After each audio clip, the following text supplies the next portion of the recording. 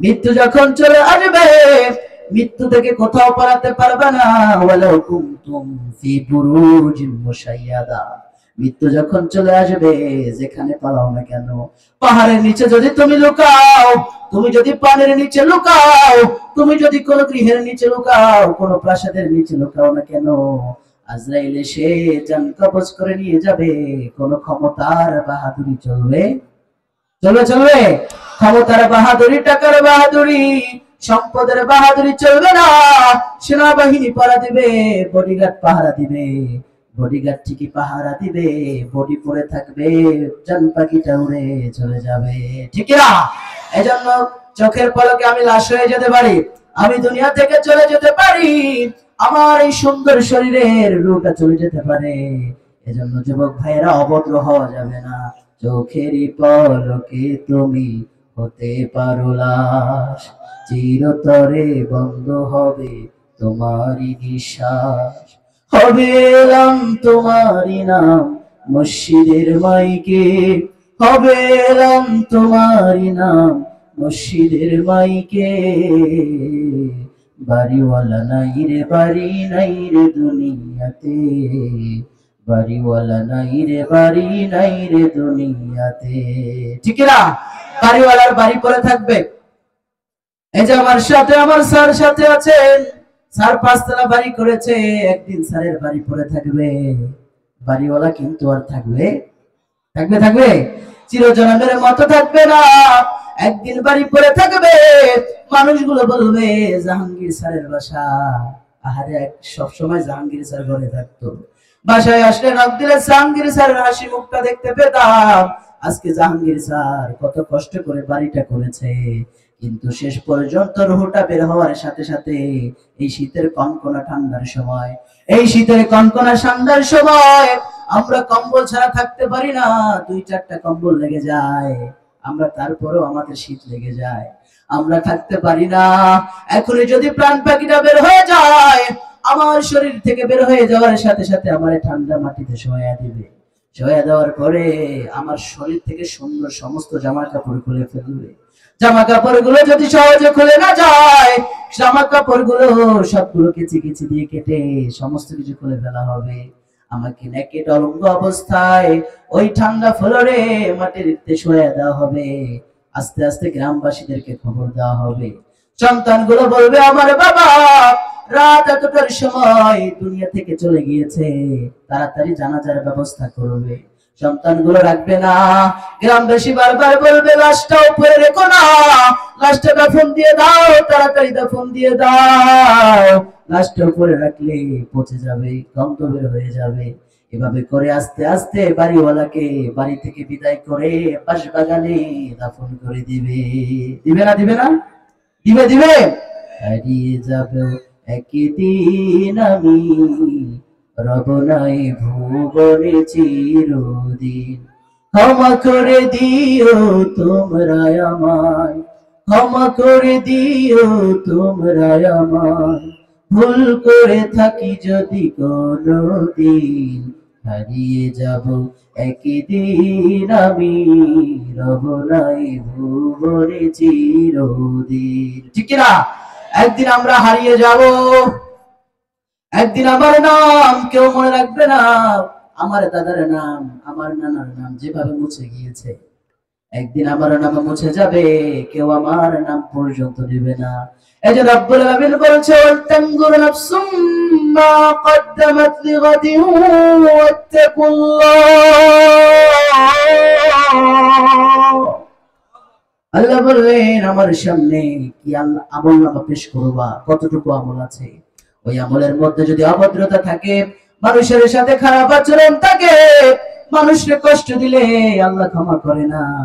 আল্লাহর কোন কাজে যদি আপনি অবহেলা করেন, আল্লাহ আপনার ক্ষমা করতে পারে। আপনি নামাজ পড়েন নাই, রোজা রাখেন নাই, হজ করেন নাই, যাকাত দেন নাই, আল্লাহ আপনার ক্ষমা করলেও করতে পারে। কিন্তু যদি আপনি মানুষকে কষ্ট দেন, ওই মানুষটা যতক্ষণ পর্যন্ত আপনারে ক্ষমা না করবে, আল্লাহ কখনো ক্ষমা করবে না। ঠিক না? এজন্য ক্ষমতার এই যৌবনের দাপট যুবক ভাইরা দেখানো যাবে না। এই যৌবনের দাপট দেখালে একদিন এই যৌবন শেষ হতে পারে কি পারে না? পারে না? এই যৌবন থাকবে না, এই যৌবন থাকার জিনিস নয়। যুবক ভাইদেরকে বলবো, কবরস্থানের দিকে তাকাবা, কবরের কাছে বারবার যাবা, ওই কবরের দিকে তাকিয়ে দেখবা এখানে শুধু মুরব্বীদের লাশ নাই, এখানে শুধু দাদার লাশ নাই, এখানে শুধু দাদির লাশ নাই, এখানে শুধু বাবার লাশ নাই, এর মায়ের লাশ নাই। এখানে অনেকেই যুবক আছে যারা বিবাহ করার স্বপ্ন দেখেছিল, বিজনেস করবে, বাড়ি করবে, গাড়ি করবে, কিন্তু রোড অ্যাক্সিডেন্ট করে ওই যুবকটা দুনিয়া থেকে অল্প বয়সে, মাত্র 18-17 বছর বয়সে দুনিয়া থেকে চলে যায়। এমন প্রমাণ আছে না? নাই নাই নাই, আসলে আছে।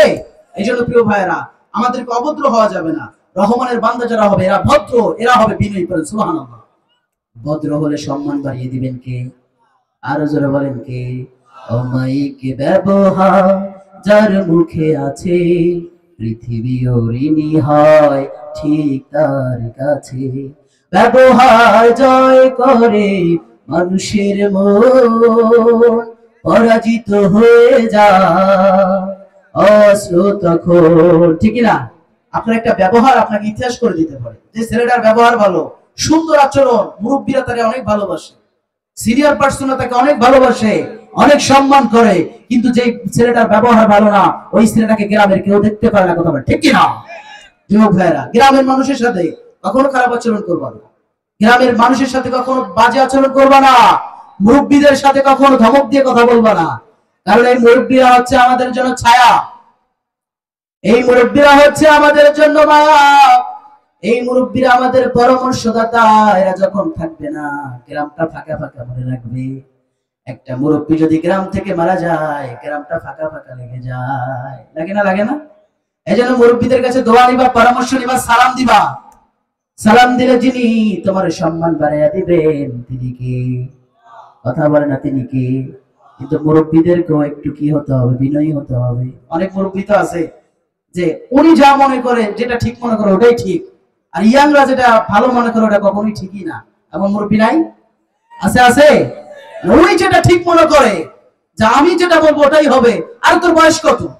তোর বয়স কত? তোর বয়স এখনো শুক্রে 8 দিন বা 20 দিন, এরকম 18 বছর 20 বছর বলে আমাদেরকে সব কাজ থেকে দূরে রাখতে চাই। এমন মুরব্বী আছে না নাই?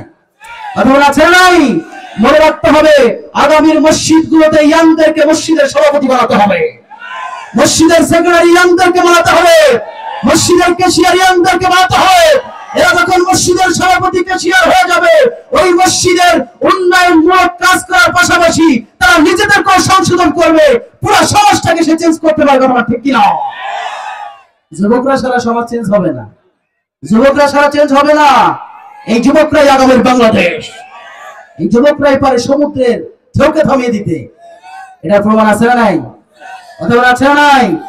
এক আবু সাঈদের দুহাত প্রসারিত করে দিয়ে আবু সাঈদ শুধুমাত্র রংপুরকে উদ্ধার করে নাই, আবু সাঈদ শুধুমাত্র বেগম রোকেয়া ভার্সিটিকে উদ্ধার করে নাই, আবু সাঈদ পুরো বাংলাদেশের 17 কোটি মানুষকে উদ্ধার করেছে। আবু সাঈদ মুরব্বী ছিল, কি ছিল? যেখানে বিএনপি জামাত কিছুই করতে পারে নাই, সেখানে এক আবু সাঈদ বুক প্রসারিত করে দিয়ে বলে দিয়েছে গুলি কর, তারপরে এই দেশটাকে আর জালিমের কবরে আমরা পড়তে দিব না। কথা বলে ঠিক কিনা? আমার ভাইয়ের মুগ্ধ যুবক ছিল। মুগ্ধরে চেনেন? এই যে পানির বোতল দেখলে মুগ্ধের কথা মনে হয় কি হয় না? হয় যুবক ভাইরা, হয়। এই পানিটা খেতে যতটা আমাদের ভালো লাগে, এই পানিটা দেখলে মুগ্ধের কথা স্মরণ হলে আমাদের এই পানি ঢুকে না। ঠিক না? মুগ্ধের কি দোষ ছিল? ভাই একটু সাউন্ডটা বাড়ায় দেন, কানে যেন সাউন্ড আসে। আমার ভাইয়েরা, মুগ্ধের কি কোনো অপরাধ ছিল? ছিল? মুগ্ধর একটাই অপরাধ, মুগ্ধ পানি দিয়েছে।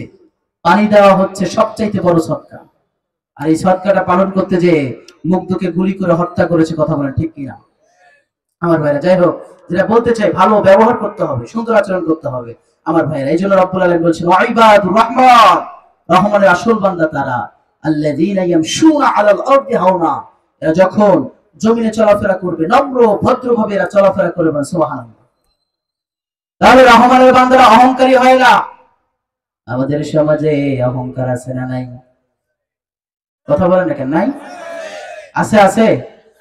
আমাদের সমাজে অহংকার আছে, টাকা পয়সার অহংকার, যার টাকা আছে তার টাকা পয়সার অহংকার, মনে করে যে এই টাকা কখনো শেষ হবে, এই টাকা পেলে সে অহংকার করে, জমি জমার মালিক হয়েছে এজন্য অহংকার করে, মনে করে টাকা শেষ হবে না, অর্থ সাম্রাজ্য শেষ হবে না, কিন্তু মনে রাখে না, ইতিহাস থেকে শিক্ষা নেয় না, সকালবেলার ফকিরে যিনি বিকেলে ধনী বানাতে পারেন তিনি কে? আবার সকালবেলার ধনীরা যিনি বিকেলে ফকির বানাতে পারেন তিনি কে? আল্লাহ সম্পদ দিয়ে পরীক্ষা করে, সম্পদ গুলো যদি আল্লাহর পথে কাজে না লাগায়, আল্লাহর পথে ব্যয় না করে, যিনি আবারও সম্পদ কেড়ে নিতে পারেন তিনি কে? সাইয়েদনা আবু বকর ভালো একজন ব্যবসায়ী ছিলেন, সম্পদশালী ছিলেন। সেই সাইয়েদনা আবু বকর ব্যবসা করেছেন, টাকা অর্জন করেছেন, সেই টাকাগুলো তিনি কখনো অহংকার করে নাই, টাকা পয়সা নিয়ে অহংকার করে নাই। সাইয়েদনা আবু বকর রাদিয়াল্লাহু তাআলা আনহু টাকা পয়সা সবগুলো বিশ্বনবীর পায়ের নিচে আল্লাহর জন্য সবকিছু উৎসর্গ করে দিয়েছে। সাইয়েদনা ওসমান তিনিও একজন ভালো সফল ব্যবসায়ী ছিলেন। সাইয়েদনা ওসমান নিজের সম্পদগুলো বিশ্বনবীর পায়ের নিচে উৎসর্গ করে দিয়েছেন শুধুমাত্র আল্লাহর জন্য। সর্বশেষে সাইয়েদনা আবু বকর জামা পরবে, জামার মধ্যে কোনো বোতাম নাই। বিশ্বনবী বললেন, ও আবু বকর, ও আবু বকর, জামার মধ্যে বোতাম নাই কেন, এটা কি লাগিয়েছো? বিশ্বনবী বললেন, ও নবী, জামার মধ্যে বোতাম লাগাতে তো পারতাম, কিন্তু যে বোতাম আমি যেটা দিয়ে কিনবো সেটাও আমি আপনার জন্য আল্লাহ রাস্তায় ব্যয় করে দিলাম। আল্লাহু আকবার। তারা টাকা পয়সা কারণের ছিল, কারণ অহংকার করেছে। টাকা পয়সা কারণের ছিল, কারণ অহংকার করার সাথে সাথে কারণকে যিনি টাকা পয়সা চুবাইয়া চুবাইয়া মেরেছেন তিনি কে? এজন্য আমার ভাইয়েরা, টাকা পয়সা থাকলে দান করতে হবে কার পথে? আরো জোরে বলেন, কার পথে? وَمِمَّا رَزَقْنَاهُمْ يُنْفِقُونَ। আল্লাহ বললেন, তোমাদের যা আছে তা থেকে তোমরা সবচাইতে বেশি আল্লাহর রাস্তায় ব্যয় করে দাও। সাইয়েদনা বেলাল রাদিয়াল্লাহু তাআলার কিছু নাই, ডাউন পার্ট অর্থাৎ লজ্জাস্থান ঢাকার জন্য সাইয়েদনা বেলালের কিছু নাই। একবেলা খাবার খেলে দুই বেলা নাই, দুই বেলা খাবার খেলে তিন বেলা নাই, একদিন খাবার খেলে 3 দিন বেলালকে উপোস থাকতে হয়। আমাদের তো জামা কাপড়ের অভাব নাই, কিন্তু সাইয়েদনা বেলালের একটা মাত্র জামা ছাড়া কোনো জামা নাই। বিষয় বললেন, ও বেলাল, ও বেলাল, তুমি আল্লাহ রাস্তায় ব্যয় করো, আল্লাহ রাস্তায় ব্যয় করলে তোমার সম্পদের লাগবে না, আল্লাহ তাআলা জান্নাতে তোমাকে ঘর বানাইয়া দিবে। আল্লাহু আকবার। আমার ভাইয়েরা, এজন্য বিশ্বনবী সাল্লাল্লাহু আলাইহি সাল্লাম যখন জান্নাত আর জাহান্নাম মিরাজে ভ্রমণ করছিলেন, তখন তিনি শুনতে পেলেন সাইয়েদনা বেলালের পায়ের আওয়াজ শোনা যায়। আল্লাহু আকবার কয় না? আরো জোরে বলেন, আল্লাহু আকবার। আমার কথা কি বোঝা যায়? কষ্ট হচ্ছে? খারাপ লাগছে? তাহলে অহংকার করা যাবে। টাকা পয়সা থাকলে দান করতে হবে কার পথে? আরো জোরে বলেন, কার পথে? আমাদের সমাজে আরো দেখা যায় জ্ঞানের অহংকার। জ্ঞান অর্জন করার পর আমি কি হইলাম রে, মাস্টার্স পাস, কামিল পাস, দাওরা পাস, এই জন্য নিজেও অহংকার করে, নিজের মাও অহংকার করে, বাবাও অহংকার করে। অল্প জ্ঞানে বেশি ভয়ঙ্কর হয়ে যায়। নাই নাই, এমন নাই? অল্প কিছু জানার পরে মনে করে আমি কি হয়ে গেলাম, মনে হয় যে আমি সবচাইতে বড় জ্ঞানী। এভাবে করে সে অহংকার করে, ভাব নিয়ে চলাফেরা করে, গাদ্দারি নিয়ে চলা করে, এমন কপাল পড়ার আছে নাই? এজন্য জ্ঞানের 3টি স্টেপ রয়েছে, জ্ঞানের 3টি পর্যায় রয়েছে। প্রথম স্টেপ যে অর্জন করে, কিছুটা জ্ঞান সে জানে, কিছুটা জ্ঞান জানার পরে সে ভাবসাব নিয়ে বেড়ায়, ভাবসাব নিয়ে মনে করে আমি সবকিছু হয়ে গিয়েছে, আমি সবকিছু জানি। এজন্য আমাদের ভাষায় একটা কথা আছে, খালি কলস বাজে বেশি। যার জ্ঞান কম সে বাজে বেশি, যে চিল্লায় বেশি। আমাদের গ্রামে এমন নাই? যে কম জানে সে কিন্তু বেশি চিল্লায়, আর যে জানে বেশি সে কম চিল্লায়। সে বিনয় হয়ে যায়, জ্ঞানের সর্বোচ্চ পর্যায়ে সমুদ্রের লীলাভূমির কিনারে দাঁড়িয়ে সে ভাবতে শুরু করে, হায় রে, এত জ্ঞান, এই জ্ঞানের তো কিছুই আমি অর্জন করতে পারি নাই। সাথে সাথে সে আল্লাহর কাছে বিনয় হয়ে যায়, সে নম্র হয়ে যায়, ভদ্র হয়ে যায়। জ্ঞানী যত জ্ঞান অর্জন করে ভদ্র হয়ে যায়, নম্র হয়ে যায়। জ্ঞানীকে তখন যিনি সম্মান বাড়িয়ে দেন তিনি কে? কিন্তু যদি আপনি জ্ঞানের অহংকার করেন, জ্ঞানের অহংকার করে ভাবসাব নিয়ে চলেন, আপনাকে জ্ঞানী থেকে যিনি পাগল বানিয়ে দিতে পারেন তিনি কে? আর যারা বলে না কে? জ্ঞানীরে আল্লাহ পাগল বানাতে পারে না? কথা বলেন, পারে কিনা? এজন্য টাকা পয়সার অহংকার করা যাবে না, জ্ঞানের অহংকার করা যাবে না। আমাদের সমাজে অনেকে দেখা যায় বংশীয় মর্যাদার অহংকার আছে না নাই? প্রথম বংশ, শেখ বংশ, আমি অমুক বংশের ছেলে, এভাবে বংশের মর্যাদা করে। আবার দেখা যায় বংশীয় মর্যাদায় মসজিদের সভাপতি হয়ে যায়, আছে না নাই? বংশীয় মর্যাদায় মসজিদের সভাপতি কি আমাদের এলাকায় আছে? দাদা ছিল সভাপতি, নানা ছিল সভাপতি, ছেলে হয়ে যায় সভাপতি, সভাপতি হয়ে যায়, মসজিদের কেশিয়ার হয়ে যায়, সেক্রেটারি হয়ে যায়। জায়গা তার বাবা দিয়েছে, এজন্য সে মসজিদের সভাপতি হয়ে যায়। এমন আছে না নাই? আছে, আছে। অথচ যারা তারা মসজিদের সভাপতি হতে পারবে না। টাকা দিলেই মসজিদের সভাপতি হওয়া যায় না, সম্পদ দিলেই মসজিদের সভাপতি হওয়া যায় না। মসজিদের সভাপতি হতে হলে, কেশিয়ার হতে হলে আপনাকে 5টি গুণ অর্জন করতে হবে। জোরে বলেন কয়টা? আপনারা শুনতে চান তো? শুনবেন, শুনবেন। আপনাদের এলাকায় মসজিদ আছে? মসজিদের সভাপতির গুণ কয়টা? এত আস্তে বললে আমি বলবো। জোরে বলেন কয়টা? জোর হলো না, কয়টা? ইয়াংরা তোমরা শুনবা, কারণ আগামীতে তোমাদেরকে এই মসজিদের দায়িত্ব নিতে হবে, ঠিক না? মসজিদের দায়িত্ববান তাকওয়াবান ইয়াংরা যদি আসে, আল্লাহর কসম করে বলছি, মসজিদের সমাজ, মসজিদ যেমন টাইলস করবে, সমাজটাও পরিবর্তন হয়ে যাবে, ঠিক কিনা? মসজিদের সভাপতি কেশিয়ারের গুণ কয়টা? জোরে বলেন কয়টা? রব্বুল আলামিন বলেন, ইন্নামা ইয়া'মুরু মাসাজিদাল্লাহি মান আমানা বিল্লাহি ওয়াল ইয়াউমিল আখির ওয়া আকামাস সালাতা ওয়া আতাজ যাকাতা ওয়া লাম ইয়াখশা ইল্লাল্লাহ فعسى أولئك أن يكونوا من المهتدين سبحان الله রব্বুল আলামিন বলেন মসজিদের সভাপতি কারা হবে? ইন্নামা ইয়া'মুরু মাসাজিদাল্লাহ,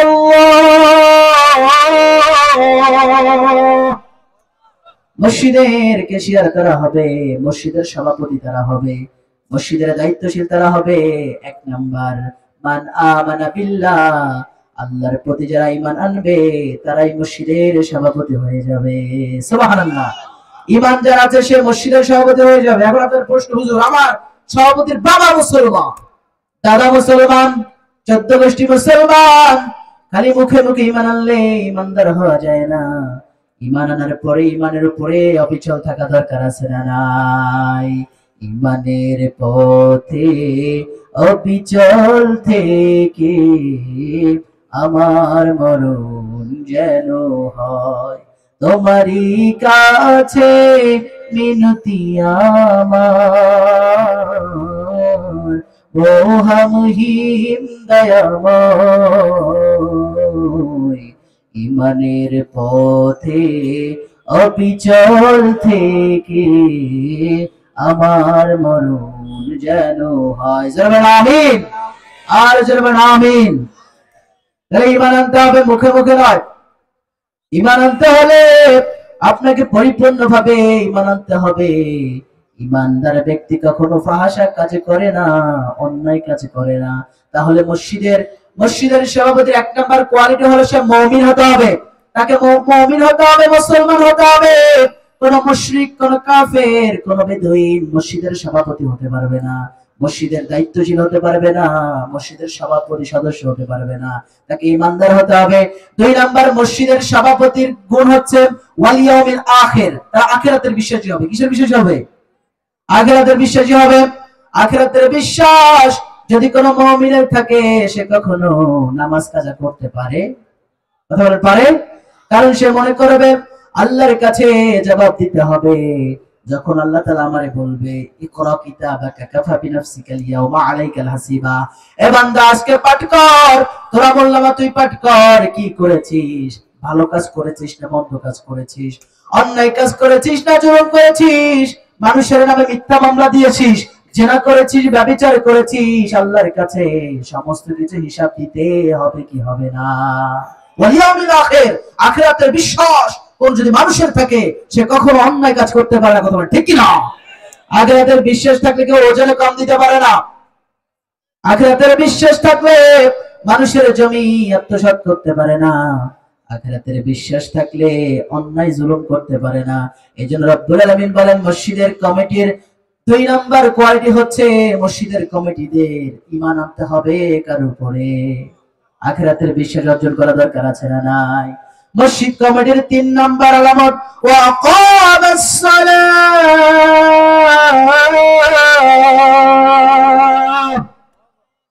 আল্লাহু আকবার নাই? আর জোরে আল্লাহু আকবার। মসজিদ কমিটির 3 নাম্বার কোয়ালিটি হচ্ছে মসজিদের সভাপতিকে নামাজ কায়েম করতে হবে। কি করতে হবে? আপনাদের মনোযোগ আছে? আছে আছে? আমি তো মনে করি যে এত মাহফিলের প্রয়োজন নাই। প্রত্যেকটা মসজিদ এর থেকে যদি হকের আওয়াজ আসে, প্রত্যেকটা মসজিদের খতিব যদি প্রত্যেক জুমা কোরআনের একটি আয়াত নিয়ে ব্যাখ্যা বিশ্লেষণ করে, এত মাহফিলের প্রয়োজন নাই। প্রত্যেক সপ্তাহে মানুষের ঈমান জাগ্রত করার জন্য মসজিদের খতিব সাহেবের এক একটা বক্তব্য, এক একটা লেকচারই যথেষ্ট। কথা বলেন ঠিক কিনা? কিন্তু মসজিদ থেকে তো এখন হকের আওয়াজ আসে না।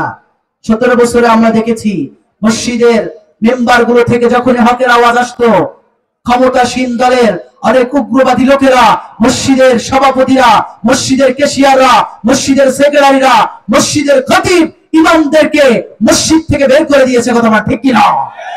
এমন হয় নাই? যশোরে হয় নাই? ইমাম সাহেব নামাজের কথা বললে খুশি, ইমাম সাহেব রোজার কথা বললে খুশি, ইমাম সাহেব হজের কথা বললে খুশি। যখন ইমাম সাহেব বলে আলা লাহুল খালকু আলাম, এই জমিন আল্লাহর, আইন চলবে আল্লাহর, তখন ইমাম সাহেবের বিরুদ্ধে মিথ্যা মামলা এবং ইমাম সাহেবের চাকরি থাকে না। কথা বলে ঠিক কি না? যদি এখন হয় এটা কি আমরা মানবেন? মানা যাবে? মানা যাবে? তাহলে মসজিদের সভাপতির 3 নাম্বার গুণ হচ্ছে তারা কি করবে? নামাজ কায়েম করবে। কি করবে? তারা নামাজ কায়েম করবে। কিন্তু নামাজ কায়েম করবে দূরের কথা, মসজিদের সভাপতি তো নিজেই নামাজ পড়ে না, মসজিদের কেশিয়ার নিজেই তো নামাজ পড়ে না, মসজিদের সেক্রেটারি নিজেই নামাজ পড়ে না। এরা সমাজ পরিবর্তন করবে কি? লিমা তাকুলুনা মা লা তাফআলুন, তুমি যা করবে না সেটা বলতে যাবে না। মসজিদের সভাপতির মসজিদের কাজ হচ্ছে, মসজিদের সভাপতির কাজ হচ্ছে সে শুধু নিজে নামাজ পড়বে না, নামাজ কায়েম করবে। তার সমাজের মধ্যে কারা নামাজ পড়ে না, কারা নামাজি নয়, মসজিদের সভাপতির কাজ শুধু মসজিদ টাইজ করা নয়, মসজিদের সভাপতির কাজ শুধু মেম্বার টাইজ করা নয়, মসজিদের সভাপতির কাজ শুধু ইমামদের বেতন দেওয়া নয়। মসজিদের দায়িত্বশীলদের কাজ হচ্ছে নিজে নামাজ কায়েম করবে, সমাজের সবাইকে নামাজ কায়েম করতে বাধ্য করবে। ঠিক না? কিন্তু সে নিজে নামাজ পড়ে না। আর যে ব্যক্তি নামাজ পড়ে না সে ব্যক্তি কখনোই মসজিদ কমিটিতে থাকতে পারে না। ওই ব্যক্তি যদি মসজিদ কমিটিতে থেকে যায়, আল্লাহর কসম করে বলছি ওই সমাজ পরিবর্তন হবে না। হবে? হবে? ফজরের নামাজের সময় মুয়াজ্জিন সাহেব একাই নামাজ পড়ায় দেয়। নাই? নাই? আপনাদের এলাকায় মনে নাই? আছে? কথা বলেন না কেন? মসজিদের সভাপতি নিজেও নাই, কেশিয়ারও নাই, 21 সদস্য যদি আসে তাহলে তো এক কাতার হয়ে যায়। 27 সদস্য নামে, 42 সদস্য নামে, কিন্তু তারা যদি মসজিদে ফজরের নামাজ, জোহরের নামাজ পড়ে তাহলে এক কাতার হয়ে যায়। কিন্তু দেখা যায় তারা 5 ওয়াক্ত নামাজের একত্র নাই, জুমার দিনে সবার লাস্টে এসে ফার্স্টে বসার চেষ্টা করে। নাই? নাই? মসজিদের সভাপতির জন্য আলাদা আসন থাকে যে এখানে মসজিদের সভাপতি বসবে। 1:30-এর আগে আসে, শুধু নামাজের আগে আসে, এসে সবার আগে বসে, মানুষের উপরে ডিঙ্গিয়ে যে সভাপতির আসনে বসে যায়। যায় না? যায় না? কিন্তু আমরা তো পাগল মুসল্লি, আমরা তো বুঝি না যেই সভাপতি নামাজ পড়ে না, যেই কেশিয়ার নামাজ পড়ে না, সেই সভাপতি কেশিয়ারের ওই মসজিদের দায়িত্বে কখনোই থাকা যাবে না। এটা কার অর্ডার? জবান কার অর্ডার? এই 5টা গুণের মধ্যে 3 নাম্বার গুণ হচ্ছে মসজিদের সভাপতিকে নামাজ পড়তে হবে, নামাজ কায়েম করতে হবে। মসজিদের সভাপতি যদি নামাজ কায়েম করে, মসজিদের সভাপতি যদি নামাজ পড়ে সে নামাজ কায়েম করতে পারবে, সেক্রেটারি যদি নামাজ পড়ে নামাজ কায়েম করতে পারবে। সে সেই মেম্বারে উঠে বলবে ও মুসল্লিরা শুনে নাও, নামাজ পড়তে হবে, নামাজের সময় বাজারে থাকা যাবে না, অন্যায় কাজ করা যাবে না, জুলুম করা যাবে না, ফাহশা কাজ করা যাবে না। কিন্তু সে বলবে কি, নামাজ না পড়ার কারণে সে নিজেই বলার সাহস পায় না। নামাজে কায়েম করো, নামাজে কায়েম করো, হবে সম্মানী তুমি, হবে জান্নাতি তুমি, হবে সম্মানী তুমি, হবে জান্নাতি তুমি। দেবেন কাল হাসরে শীতল ছায়া আরশে আজিম, রব্বিয়াল আলা, রব্বিয়াল আযীম। বলেন সুবহানাল্লাহ। তার মসজিদের দায়িত্বশীলদের 3 নাম্বার কোয়ালিটি কি? কি করবে না? নামাজ কায়েম করবে। মসজিদের সভাপতি, ক্যাশিয়ার, দায়িত্বশীলদের 4 নাম্বার কোয়ালিটি হচ্ছে তারা যাকাত দিবে। জোরে বলেন কি দিবে? যাকাত দিবে। মসজিদের সভাপতি, ক্যাশিয়াররা যাকাত দিবে। মসজিদের কমিটিদের 5 নাম্বার বৈশিষ্ট্য হচ্ছে ওয়ালাম ইয়াখশাল্লাহ।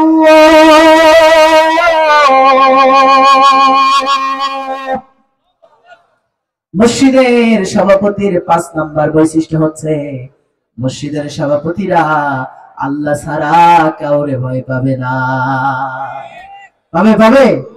মসজিদের সভাপতি, ক্যাশিয়াররা কচু পাতার পানির মতো টলমল করবে না।